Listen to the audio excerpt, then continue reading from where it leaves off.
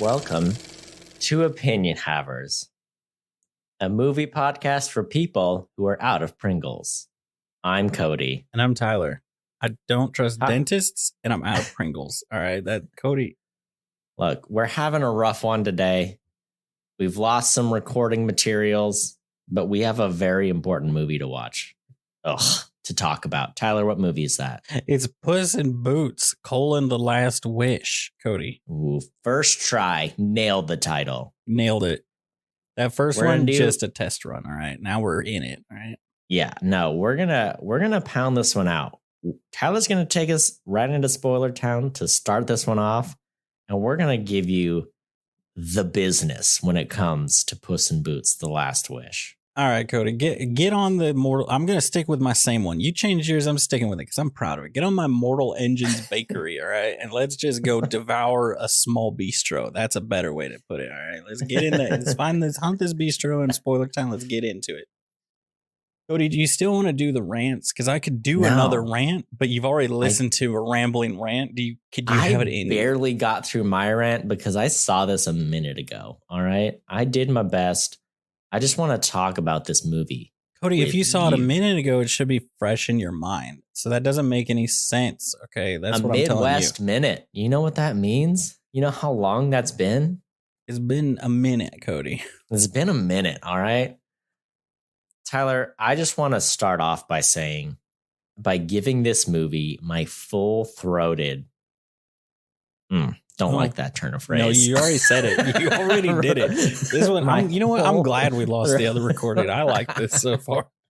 This is good stuff. My full-throated recommendation. I thought this movie was awesome. And I mentioned this before. Like 3 different people in the last week have asked me about movies that came out recently I've seen.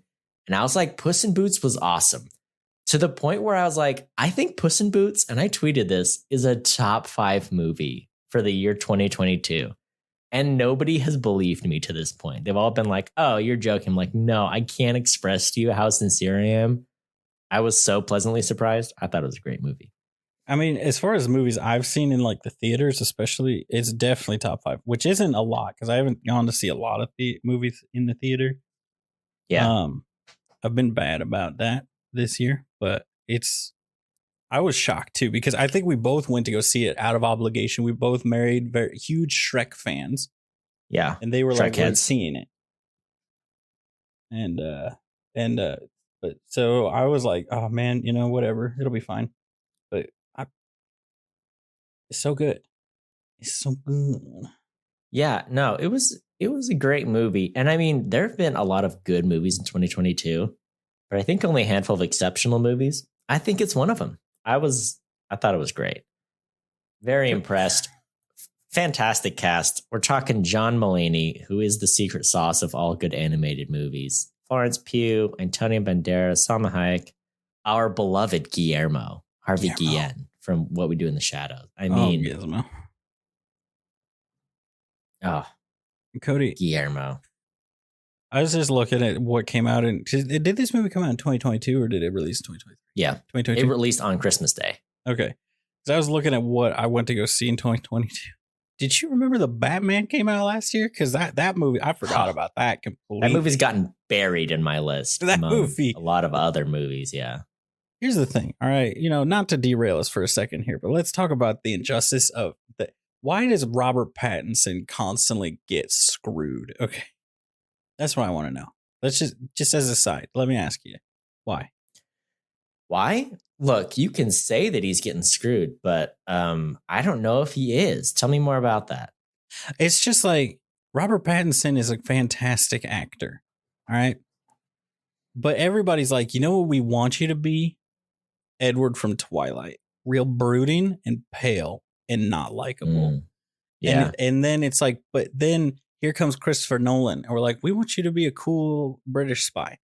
And you're not going to shave a little bit. You're going to be kind of haggard, but you're going to be a cool guy. All right. And he saves his image. And then what is whoever directed? Right, Christopher Nolan. Nah, it wouldn't be him. He already did a Batman movie, Cody. Who did the Batman? I don't know. Whoever did it came along and said, yeah. No, that's cool. But here's what I want you to be. Have you ever seen the movie Twilight? Edward? I want you to be Batman, but Edward. All right. Yeah, yeah. And then comes along the people that directed this one. It was a pair of people, and I read their names and I forgot them. And they just save us with. Have you seen a more colorful movie this year? Like, I'm looking at the movies that I watched this year, and I mean, Thor: Love and Thunder is the only thing that comes Yeah. close. Minions wasn't even. You this know, colorful. Everything Everywhere All at Once has its moments, but I mean, Oh, this one's up there. Glass No. Onion too. You know, we got a few. You know, I haven't But seen those movies. I think this one is. I think this one. You're right. This one is way up there. Cody, I review movies professionally, okay? And I have seen those movies, which means they're garbage movies that no one needs to go see. Okay, that's what I know. All right, Well, that's fair. Everything Everywhere All at Once. You're trying to tell me that these people want a steelbook with googly eyes taped to it? Pff, dumb. All right. What's even about the eye? There's a lot of eyes, and there's kung fu. You know what? It's like whatever. Okay. We're talking about Puss in Boots, Cody. Are we? We Yes. are? I think we're talking about Gizmo? Robert Pattinson. No, Hold on. we're over But that. let me come to Robert Pattinson's defense. Because you're right. All his blockbuster movies, it's like, hey, do that thing you did with Edward. And it does kind of suck. Except he's in so many awesome, like, independent films where you're like, you're so good at acting and you're working with some of the best young directors of our time. So it's like, I don't know if he's worried about it as much, you know? I mean, he's not. He's He's in The like Lighthouse and High Life and Good Time. And, you know, he's didn't in like all these High really Life. Don't cool include movies. that in. Oh, yeah. No, High Life sucks, but like he was in it. Yeah. You know what I'm saying? Yeah, I mean, it is a bit like saying, like, man, how are they doing Daniel Radcliffe this dirty when it's like he's not being done dirty? He's doing exactly what he wants to do. He's doing all these interesting roles. Oh, yeah. I saw the Weird Al movie. It's called Weird, the Al Yankovic story. Yes. Absolutely worth a watch. Like if you ever enjoyed UHF or any of the Weird Al TV shows or, you know, specials he did, this is great. It's so good. Now, I believe this may be the second podcast I've dropped this fun fact in, but a fun fact about the Weird Al movie that I saw in an interview for Weird. They didn't tell Daniel Radcliffe to get jacked for that movie. He just likes working out and just is that jacked all the time. That's just what he looks like he didn't do any training. He didn't want to get jacked. He's like, no, that's just, I like going to the gym. And then they showed it to him. And I think the director originally was like, you can't be this jacked.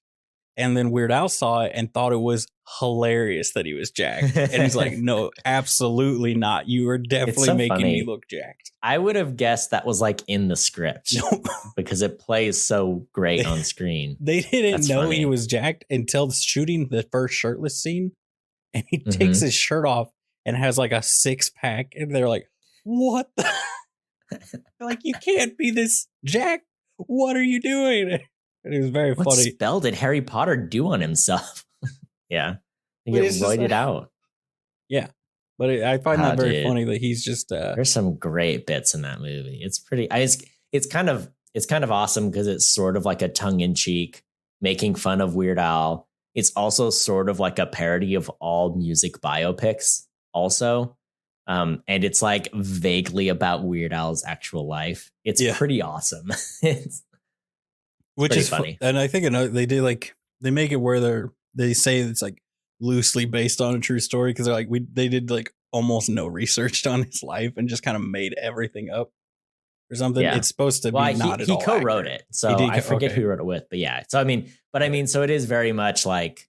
But I know some of the stuff is completely made up, and then but I would say like 80% of the movie is just completely made up. It's pretty awesome. My favorite picture from it was someone like, oh, it's hard to find, but I found Weird Al's cameo in Weird movie. And it's the picture of Weird Al Yankovic, but he's got like a tiny picture of him dressed as Weird Al, but he's like an agent or something in the movie. He plays like a record executive. Daniel Radcliffe tries to sell his record to. Yeah. So it's like him sitting there and then a tiny picture of Weird Al off to the side. And they're like, there it is. And it's like, but there's Weird Al. He's right there. Yeah. He's very funny. That's great. But he did an interview and he talked about like, what was it? He's like, oh yeah, most of it isn't true, you know, and they're like, oh, Madonna's in the movie. So do you have a close relationship with Madonna? He's like, I think I spoke to her once backstage at an event.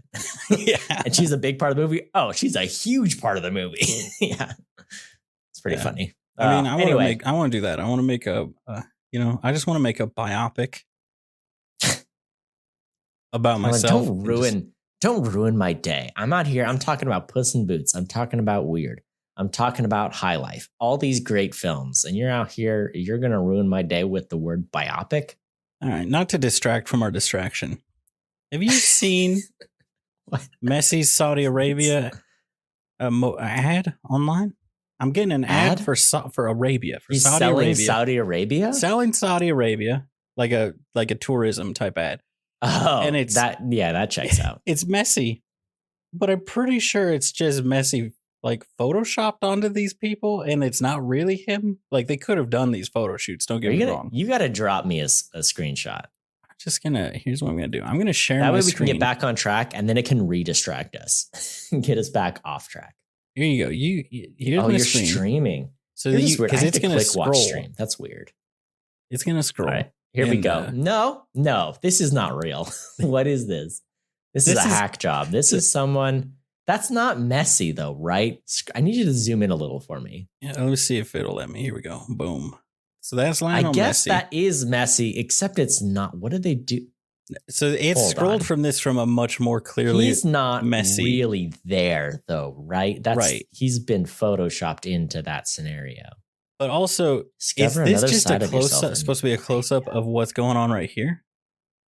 Can you see my cursor? It can't be. I guess there's a guy in black. Is that him? I guess so. Yeah, he's holding the thing. But that is he's just photoshopped there, right? That's not his face. I mean, I think that's being generous. I think what we're looking at is AI generated art. Someone put it looks AI generated. Messi, Saudi Arabia. Yeah. Do you think if I click on it, first off, am I going on a list? If I click on this, second off, I'm not ready to lose you quite yet, but I mean, why not? Go ahead and click on it. It won't. It doesn't. Oh no! Here, Messi. Oh look, no! It says Messi. It's redirected. Oh, no. Uh-oh. See, there it is. None of this looks real. These all look horribly photoshopped. He's in the video. That's a video. It's a video. Then why did they make it look so bad in the? He's on an ATV. He's like, oh, this is Saudi Arabia. Is he going to be on a horse? He's riding an ATV next to horses. What is this world? Don't get me wrong. He's in a wagon. He's on the road.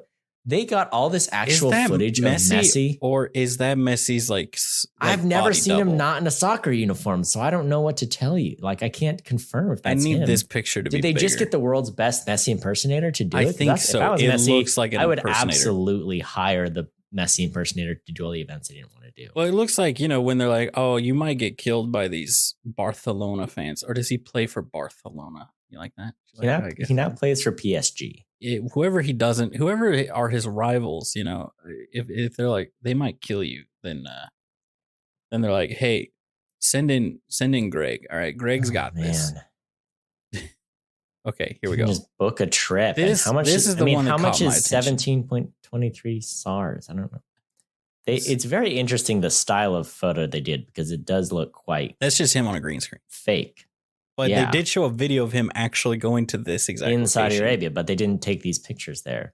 I don't think that's really in Saudi Arabia. Like, that looks like, look at that mountainside. That is absolutely in China. You know what I'm saying? In the background, those mountains. Maybe, right? Yeah, probably. Oh man, whatever. Here's the thing.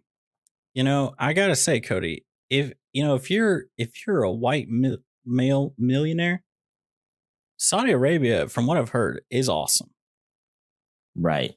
If you're anything but those three things together, no, because you can be a Arab, just a regular old millionaire, not just a white millionaire. But like, is it me? Can I wear this drum? Range? Can I play this drum? Man. I'd say a tan. Of all the countries to visit as a millionaire, you're saying Saudi Arabia is a pretty fun one. Yeah, they'll cater to your whims. Don't look too white. You can't be too white. If you want to hunt a man, they'll arrange. Oh yeah, there you go. Is that what you're saying? Yes. And they'll, and it's fun. It's a fun time. And they'll be everybody's got swords there. Based on this video, it sounds like I could drive ATVs, I could bang on drums. Here's all I know, and this is not Saudi Arabia. I know the Prince of Jordan is a huge Transformers fan. So, oh yeah, well, I mean, if there's any Transformers action in, yeah, why not? So, if you want to be like Lionel Messi, I guess stand in front of a green screen and tell people you went to Saudi Arabia. So interesting to me because I feel like he does not, he's not the biggest guy for endorsements and stuff, but yeah, what a fun one to do. Well, Puss in Boots. I mean, I loved the bears. I loved the writing. I loved Guillermo. I thought the writing was very good. I like that he goes through the beginning of the movie and he's like, I'm the best. This is what I do. Then he absolutely gets crushed by a bell. And the doctor wakes him up and is like, yeah, this is your last life, bro. So you need to chill. He gets depressed. He gets in a fight with the bounty hunter, gets torched. So it's very, I mean, it's kind of, for a kid's movie, it's quite stark because it's like, oh, he hangs up his cape. He he buries his body, not his body, his clothes, his Puss in Boots uniform, and goes and lives in this lady's house who has 1 billion cats, and I thought it was so funny. He grows like a depression beard. He's like a cat with a big old beard and he's all sad and he goes to the litter box like, oh, so this is where dignity goes to die, and he has to, learn how to use a kitty litter and eating his cat food and, yeah. I love when it's a kid movie and it's like, this man is wrestling with mortality and depression, Yeah. I love it. It's good stuff. He's a little kitty cat. He's a kitty cat. Also, here's the thing. The wolf in Puss in Boots is just death. Like they do establish that at the end that he's not like even says that he says he's death. Not metaphorically. Mm-hmm. He's literally like the Grim Reaper. Mm. He is death. Yeah. And so I have thought it was funny listening to a lot of people and not you. You're like, so he was just like a bounty hunter, right? It's like, there's a line where he says, nope, not just a bounty hunter, not metaphorically death, literally death. Like that's me. Yeah. Okay. Yeah. I'm the guy. That line is said. Yeah. I'm the death. I love, I like their little trios. I like here's the thing. They did the 3 stories, the 3 simultaneous stories, it's like, it's like a Quentin Tarantino movie, but with less feet. You know what I'm saying? A lot of storylines going at once. But they did it like perfect, right? Where they like the second I was like, oh yeah, like every time they left one story, went to another, I was like, oh, I could have stayed. But if they had stayed like another scene, then it would have been like, all right, that's enough. Let's move on. Right. What I'm yeah. saying? It was like perfect pacing and perfect everything. And I liked the dynamics of each team. Like the the conscience grasshopper stayed just long enough where it's like peak funny, and then they got rid of him. And then he came back, Cody, and then he came back to save the day. And like, it is kind of refreshing sometimes when the villain is just like, no. He's just an unredeemable villain. Like he's the bad guy, but it is funny because it's like they have the that has been the trend lately. Yeah, and then it's like that they do the redeemable villains, which I don't mind at all. But yeah, to your point, they've got an irredeemable villain, but then also they're kind of rival with the 3 bears. They've got their own story going, and they, yeah, I don't know. It's more about Puss conquering himself, right? His fear of death, and also like his inability to connect with his friends and trust them, instead of just being a solo act. Yeah, which really all 3 of them, it's like all 3 of them have the same like end goal, essentially, right? Yeah. Where they're trying to get their wish. And it's like, oh, but you could just be happy with what you got. And you've got Jack, who's like, oh, got everything that anybody else could ever wish for. Like, he's like, well, I didn't have much. Loving family, a huge, super multi-million dollar baking empire. They didn't leave me with anything. All I want is everything, all the magic in the world, and just like, because I think the genius of it, right, Cody, when you take the higher level, right, is that it shows that, hey, even it lets them see, even if you get everything you want, you're not going to be happy. Look, he has everything you would want, and he's not happy. You're just going to end up like Yep. him. And so then it gives you like a, but they don't, I feel like some movies do that though, but then they're like, have to have some scene where they're like, oh, Jack's not happy. I won't be happy. So that's why I'm this way. And it's like, no, they never acknowledge the fact that Jack is supposed to be an example to him, because they never really, like, all the things that make you feel like, that spell that out for the audience aren't seen by the other two teams. Mm-hmm. Yeah.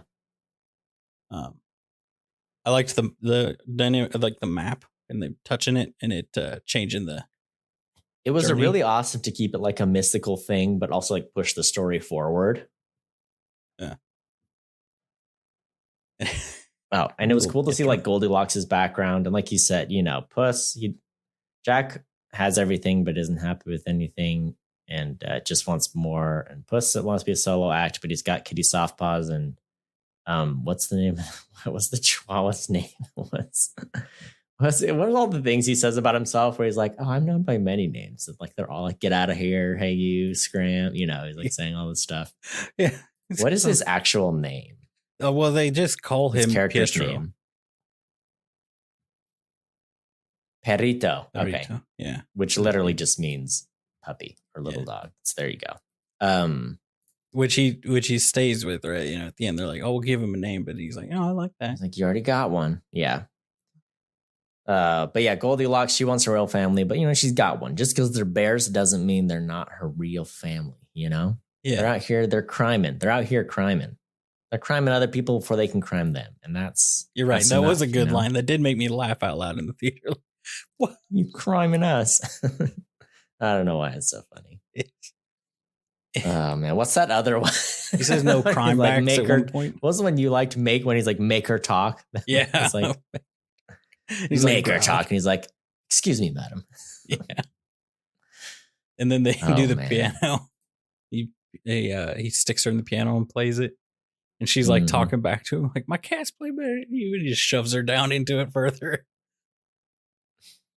Yeah, I would say, you know, I mean, it's a Puss in Boots movie, but I would say that the Bears, Goldilocks, and the Three Bears were my favorite of the three stories. Oh, really? Yeah. I liked the wolf though. I thought it was cool. I thought the fight scenes were awesome. I was like, yeah, the action was really great, and they did that same kind of style as Into the Spider-Verse, where they kind of mix different mediums of animation, but like they really made the action look awesome. Well, it's interesting, right? Because like Spider-Verse is meant to look like a comic book, and this, like, if you just scroll through the stills from the movie, right? It's like any random still looks like it looks like a concept art painting. Mm-hmm. Which I'm like, oh, that's cool, Cody. It's cool. You know, I like it. I think it looks nice. You know, I thought it would make it look kind of cheap, or like it looks like the way I described it right after we got out of the movie is, you remember the movie Hoodwinked? It's what I think they imagined that movie looking like. Yeah. Yeah. You know, it does look like the evolution of that, you know, like where everyone kind of looks like a doll, like when you may have humans, but they look like dolls. Yeah. And it's just like, you know, the good version of that. Yeah. I'm looking through some of these quotes, and I don't know what it is about John Mulaney that just gets me, but at the end when he like meets his demise, he's like, what did I do to deserve this? I mean, what specifically? Like that's what he says as he's dying. It's so good. Puss in Boots to the he does the thumbs down as he's going down. Yeah, he does thumbs down. That's good. Puss in Boots to the Big Bad Wolf. My compliments to your cobbler. There's a lot of good stuff in this one. My favorite thing is the face of the guy that does the Big Bad Wolf's voice. Just does not match that sinister voice. But he is the guy who plays Pablo Escobar in Escobar, I think. Oh, okay. Netflix. I was wondering. I was like, this guy has to be in other stuff, but I didn't super recognize him. That's the thing There's that a like, lot pops of up. there's a lot of I'm looking through these lines. There's a lot of good lines in this. What's the one he like has to meow at the cats and he's like, "Oh, did I say something salty? It's my second language." I don't. He's great. It's a great character. I thought they did a really good job with him. She crimed us after we crimed her first. No crime backs. Yeah, the no crime backs is probably The like, Cockney Bears so are pretty awesome. oh, it's such a good idea. It's such a good idea for them to have done that, right? Like to.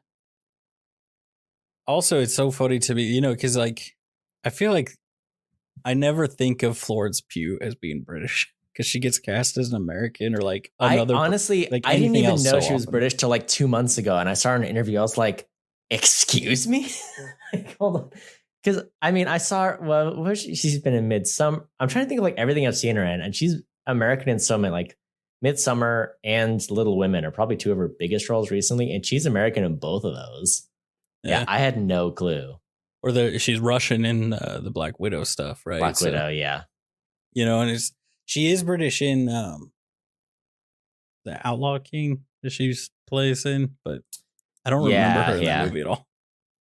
Yeah, and I loved that movie, so I was like, that was I'm a gonna good rewatch movie. that movie. There's a lot of touches I liked. I like the gatito blade. He gets the little kitty sword that she gives him because he runs out of his sword. So Kitty Softpaws gives him a little teeny tiny. I just love the name of the gatito blade. So cute. Yeah, I mean the movie's so good, but so cute at the same time, and it like strikes that perfect balance. I think that's why it's so good. It's got the cuteness. It's got great action. It's got really good comedy, and it's got a good, like, heartfelt, well-written story in the middle of it all. Like, it's quite well done, you know? Yeah, you kind of forget that like the DreamWorks and like the team that does a lot of the Shrek stuff, you know, like they're pretty good at what they do. Mm-hmm. You know, because I always think like, oh, the Shrek movie, you know, like the later Shrek movies are bad, and then you rewatch them, and you're like, these are all pretty good, and like the Puss in Boots movie is pretty good, and like everything from that Shrek franchise, it's like it's like if it's not good, they just don't do it.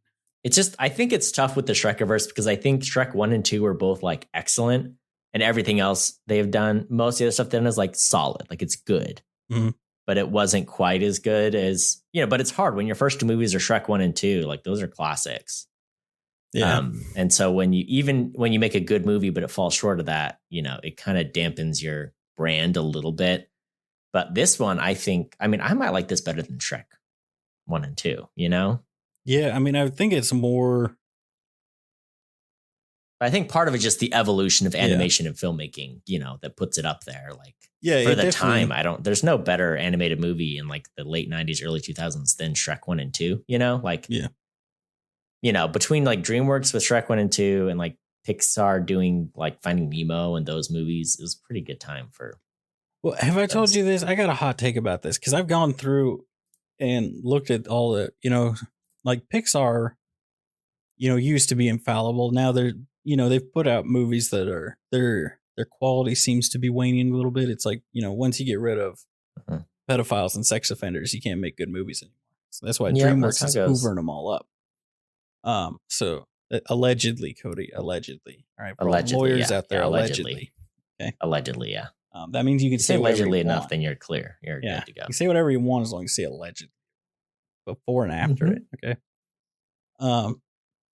But like if I go through and I look at, you know, Pixar or, you know, Disney Animation Studios versus DreamWorks, I'm like, if I had to if I can only keep one of these, 100% I'm keeping DreamWorks. Like they've put out a lot more good movies than either of those two. I also think DreamWorks is better at like comedy. Like movies like Shrek and Shrek 2 and Kung Fu Panda, like they're very funny. And not that Pixar movies aren't funny. I just think DreamWorks goes a little lighter on some of their stuff, whereas Pixar's like, all right, how do we murder the parents like as soon as possible? You know, they go for those kind of movies. Well, so if you think about it, right, because you got DreamWorks, the intent, I think, right, is DreamWorks is up against, you'd put that up against Disney Animation and you'd put Illumination up against Pixar, right? Because that's kind of the equivalent of each other. And I was looking through it, and your knee jerk would be, well, you go with Disney. And I'm like, I think DreamWorks and Illumination are better than Disney Animation. And like, That's Disney, interesting. Well, I would still take, for me, I would take Disney or Pixar over those two. Would you though? But I wouldn't like knock on Illumination or DreamWorks. Like, they're very good. But I don't know. Because I mean, when I think, well, at least when I think to my childhood, it's like, well, Toy Story and Finding Nemo and Ratatouille, those were like my favorite animated movies. But I did love Shrek 1 and 2 and Kung Fu Panda. Like I said, they have some really good ones as well. But to your point, the last 10 years for Pixar have not been nearly as strong as the first 10 years of Pixar, but they still have good ones. I don't know. And I mean, I like the Disney ones. Frozen is good and Moana is great. And they're getting good people, you know, Coco's Pixar. Anyway, let me just remind you, Cody, their debut, right? I don't know if you're probably on the wrong side of history with this one, Cody, but I'll give you the chance. You know, they put out Ants, Disney put out Bug's Life. Ants is the superior film. Bug's Life is the more kid movie. Ants as a child, but I was a child. Yeah, Ants is the better really movie for sure. You know, and Prince of Egypt was their second movie. Hold on, but was Ants a Woody Allen movie? If that is the case, no. I think you got the pedophile thing right. I mean, right? Didn't he write Ants? He's not on the list of writers. I don't know why I thought he was.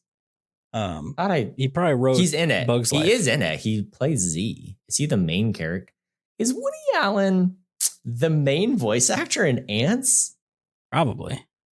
Oh my goodness, he stars. He is the first. Oh my goodness, Woody Allen is okay.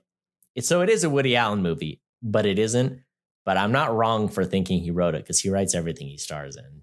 Yeah, he isn't on the list unless his name is something other on the writer list here. Doesn't say Woody Allen. Prince of Egypt was their second movie. Mm-hmm. Classic. I like how it says writers based on Exodus, and then the actual writer. Writers Moses. But then you got like Road to El Dorado, which can we agree one of the best movies ever, right? Like that. That's a which good one? Road to El Dorado. That's a good movie. That's a good movie. You got Chicken Run, Shrek. I'm just saying, like, especially I did like Chicken Run. If you want like a variety of movies, if you want the same movie, the same like animation style thrown at you, like your storybook stories thrown at you with the exact same animation style for 60 years, Disney Animation Studios got you. But if you want like to feel like you're watching movies from 20 different studios and they're all pretty good, then there's more variety there. DreamWorks definitely. It's interesting because Disney also they don't always do musicals, but like every other one of their movies is a musical. So it is like that's different. DreamWorks doesn't do as much of that. I don't know. DreamWorks did do B-movie though. So as a musical, is that your nod for the musical? No, I'm just saying that's a knock against DreamWorks. I'm gonna need to watch B-movie sometime because it's for the meme. I think you will be surprised at how like not terrible it is, but it's not good. I mean, I am a Seinfeld. I do like Seinfeld. Well, look, let's turn around. Let's turn it back on Puss and his boots. Yeah. Let's talk about the ways he died because they're pretty awesome. Yeah. So the first way he dies, he's talking to a lady. He's like, "Do you like gazpacho?" And then he gets stampeded by a bull. Right. The second way, he cheats in a game of cards with poker dogs. The third way he dies, Cats always lands on his feet. He's drunk on milk. He jumps off a tower. Puss in Boots does not need a spotter. That was my favorite, the jacked Puss in Boots, where he was like super muscly and he's about to bench press and he gets crushed by the weight. This will revolutionize travel, being fired out of a cannon.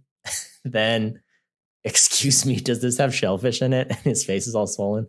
Dies from allergies. 2 more. I am a master of the baking. Watch. Opens a hot oven and is burned to death. And then he gets crushed by the bell right at the start of the movie. So those are the 8 ways he dies. What a great montage. It was so good. Ugh. The funniest thing is that's in the one of the or multiple of the trailers, I think. But it was still funny to watch it on the movie. Like it didn't feel like, oh, This is just the trailer again. It was like, oh no, this is Mhm. nice. This is funny. I like this. Well, the very original trailer was like just the first like 20 or 25 minutes of the movie where it shows him being mostly it's him in the house with the lady. So it's like, oh, this is a Puss in Boots movie about him being domestic. What is this? And so it did pique my curiosity the first time I saw that trailer, at least. And then it kind of fell off my radar, and I went and saw it, and I was impressed. Now, I do have a question, right? Because the trailer does make it out like he's like, oh, they found me.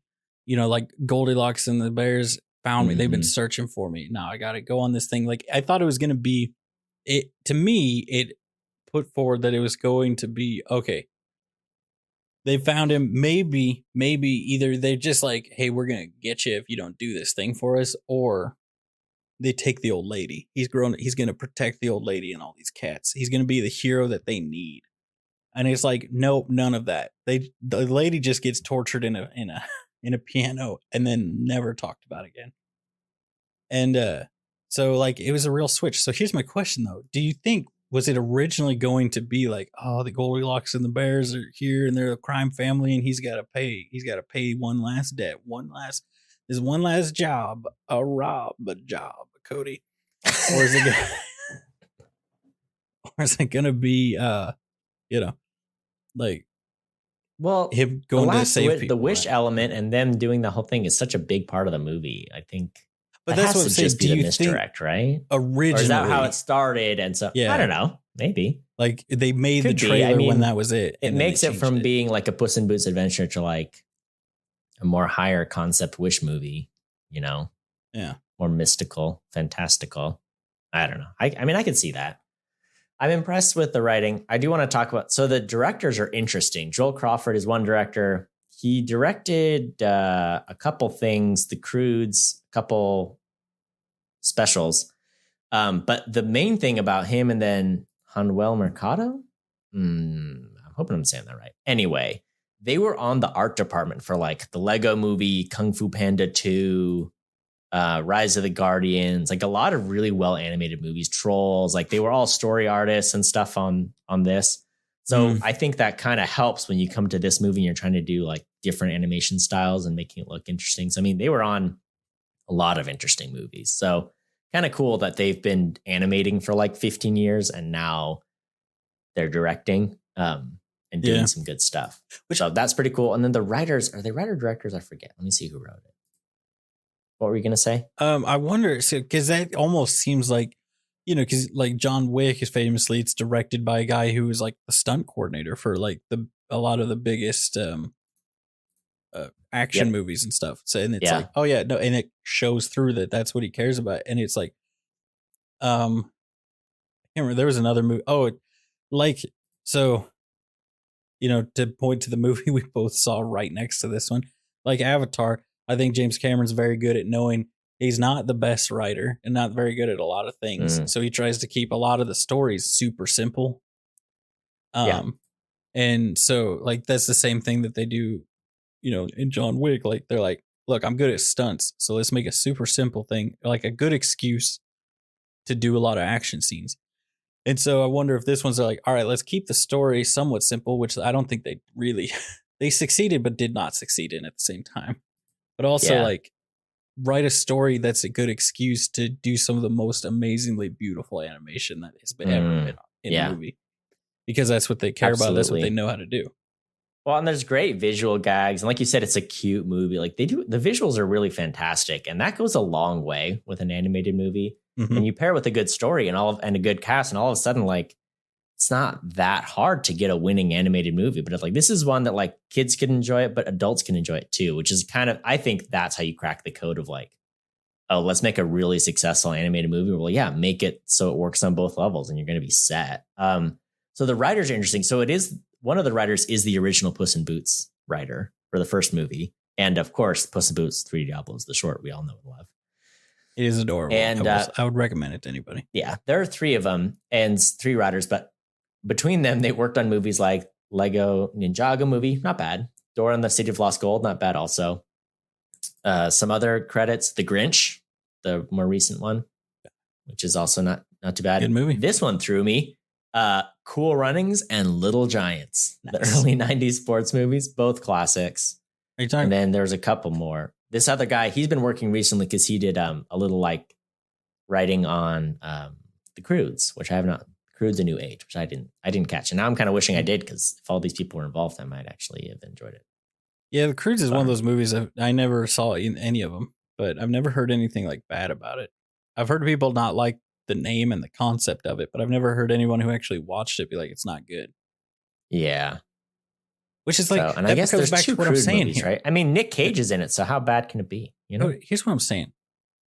I'll circle back to that Nick Cage thing. I have a fun fact about Nick Cage, right? All right.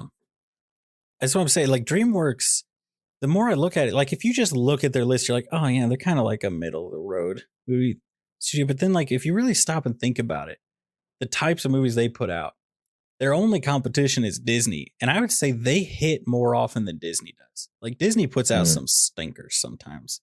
And they're like, look, it's beautiful. And everybody's like, the only people out here defending some of these movies are Disney fanatics. Anybody who's not like doesn't have Disney tattooed across their forehead is not going to like this movie. But like, if you like movies, you're going to like probably at least 60-70% of DreamWorks movies. And they put out a lot more than Disney has in way shorter amount of time. So I'm like, are they a bigger studio? Like, do they have more manpower? Or is it just that they aren't as awful to their animators so that they work better? I don't know. I wonder about that. Cody, you know Disney's about the Pixar binders stuff full of now. naughty pictures that Disney's got, because you know what I'm talking about? You've heard about this, Cody? I love this. I love this factoid. Let me hit you with this. Cody, everything you draw as an animator for Disney is owned by Disney. If you work for them, everything. You doodle on napkin, that's Disney.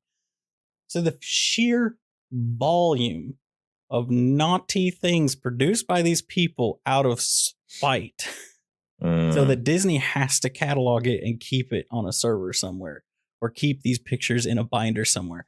Just cool. I love it, because I thought for a long time, oh, that's not real. And then I was listening to a podcast with someone who worked at Disney. They're like, oh yeah, no, there's like huge rooms filled with binders full of just the most heinous things you can imagine. Oh my gosh. And it's like, yep, nope, that's an official because of their policy, that's an official drawing of Elsa, you know. And it's like, oh, and it's like, oh, classic, man. That goes back to like old school Disney though. There's like an old drawing from like the 40s or 50s of like naughty Mickey and Minnie little animations, and you're like, man, they've been doing this for a minute. Yeah, you know. Yeah. But Disney. Well, what else about Puss in Boots? Let me circle back to this Nick Cage thing, Cody. Yeah, I saw a Wired thing. You know where they do the Google thing with Wired. You know, when they peel the things off. It was Nick Cage, and he was like, "Why did Nick Cage change his name? Have you seen this one?" Yeah, you know his name's Nicholas Coppola. His name. So it was like, why did he change it? And I always assumed, you know, that he would be like, oh, you know, like most people who change the name, they're like, oh, Screen Actors Guild, you got to change it. Can't do Coppola. All right, Coppola. That's not the reason he gave. The reason he gave was his first movie he was in. Everybody would say to him, I love the smell of Nicholas in the morning. And he got so tired of it because of I love the smell of napalm in the morning. Because he's related to Francis Ford Coppola. He's his nephew, right? Was that what we established? Yes. So that's why he's like, and he's like, in the next movie, I was Nicolas Cage. And he's like, and it's a mix of these two things, which it's like, Luke Cage, right? Yeah, Luke Cage. Yeah. How cool is that? Yeah. It's so funny. You're like, Nick Cage, what an interesting name. I can't believe it's named after a black comic superhero. Well, he did say two things. He was like Luke Cage, and then a second one, which is like an avant-garde composer or artist. He's like, and I think that just really speaks a lot about the kinds of movies I do nowadays. And then he just goes to the next one. Yeah. It's like, yeah. Cool, dude. Like, who was it? Was it you or Bailey who told me about what have you seen any old footage of him before he changed his teeth? No. He had like crazy teeth back in the day. He did like 1 or 2 credits before he got like, I don't know, tooth surgery or whatever. It's quite, you can never unsee it. So you've been warned. I'm seeing it Nick right Cage, now. he's got a Western movie that's just dropped or is about to drop. Oh He yeah, has okay. he has a Dracula movie coming out that I'm very excited about. Yeah. Called Renfield. Um, Dracula's henchman and inmate at the lunatic asylum. That's not very good. It's supposed to be like a comedy horror, and it's got Nicholas Hoult in it and Aquafina. Yeah. And Nick Cage is Dracula. So pretty excited about that. Ben Schwartz is in it. This is quite the cast. Yeah. I'm looking at pictures. I think I have seen him. He had snaggletooth, you know? Yeah. It's funny because he's like, he pulls up pictures of a lot of celebrities that had snaggles. This picture of Tom Cruise when he had braces. That's pretty cool. You know, just shout out to these guys with braces. Renfield Dracula movie also directed Lego Batman, which is probably the best Batman movie since Dark Knight, you know, if we're being real. I mean, yeah, I mean, I agree. Yeah. Oh, man. Bailey's never seen The Dark Knight, and I'm very upset about it. I just learned this last week. Well, man, Tyler, is there much else to say about Puss in Boots? I mean, I will praise it till the day is done, but I was so pleasantly surprised, so impressed with it. Please do believe me. Unlike all the other people I told about this movie, believe me that this is a great one, and you should definitely check it out. I think it's streaming at home now. I know you can like buy or rent it. Is it on like actual streaming yet? I'm working on that. I'm working on it right now. Don't you? It just wants to show me Puss in Boots 1961 now. Still in theaters, I hate you for that. Makes it a little tougher. I just see it buy able it on to buy. Prime Video. Yeah, you can buy it places, not like streaming free anywhere yet. Streaming included. But I mean, it's a fantastic film. It's great. Do you want to slap a rating on it? I will give this. I'll give it an A. I mean, I'll give it an A with no hesitation, no this reservations. This is a special day because I'm also giving this movie an A. Let me tell you. Yes. And it's not far off from an A+, if we're being real. But I'm going to slap an A on it. Yeah. It was nigh unto perfect, really delightful. And I'll tell you what, its tomato meter is a 96 and its audience score is a 93. It's very rare for an animated movie to have a better tomato meter than an audience score, let alone to have them both in the 90s. So check this one out. Watch it with your kids. Watch it with your parents. Watch it with, you know, the man that walks by your house with his dog. You know, invite his dog in, and sit down and enjoy this one. It's a goodie. It's my favorite Shrek movie, Cody. I mean, I think I'm there with you. I think I'm right there with you. Wow.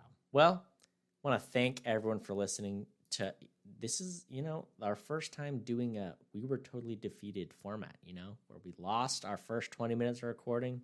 We bounced back. We're here. You can share us and review us wherever you find your podcast. We are at Opinion Havers on social media. And until next time, watch movies and have opinions.